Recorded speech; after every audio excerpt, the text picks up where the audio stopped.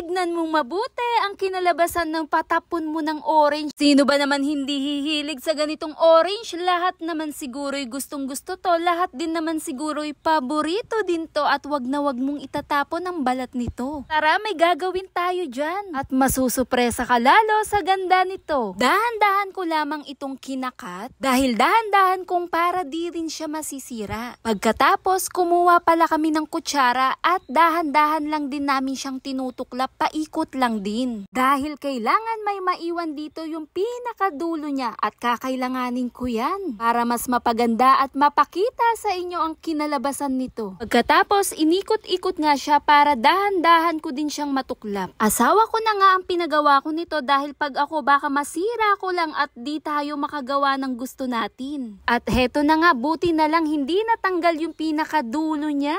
Eto din talaga yung dahilan kaya dinahan-dahan matanggal lang din talaga yung laman at hindi yan sayang, kainin natin yan. Kung sa tingin mo'y okay na nga, kumuha ka nga ng mantika, yung tama lang din yung dami, wag sobrang dami ha. Pagkatapos, ibuhos mo nga dito. Malinis na mantika po, wag po yung ginamitan na yung pinagprituhan na po, baka mga muy prito to. Tapos, nilagyan ko po pala ito ng gloves na powder po. Hindi naman pong wala, depende po sa inyo, okay lang po yun. Lagyan ko nito para mas romantic yung amoy ng scent niya. At pwede rin po itong pang mosquito repellent pero hindi po ito pang araw-araw. Dahan-dahan mo nga itong sindihan, makikita mo nangingitim siya, pagkatapos makikita mo na lang din talaga yung liwanag niya at ayan na nga. Kung nagbabalak kang may pa-dinner date, heto na lang din talaga at masusupresa na lang din talaga yung makakasama mo. At mapaparomantic din talaga. At sa resulta nitong mai-inlove din talaga yung makakasama mo. Yung pinaka-cover,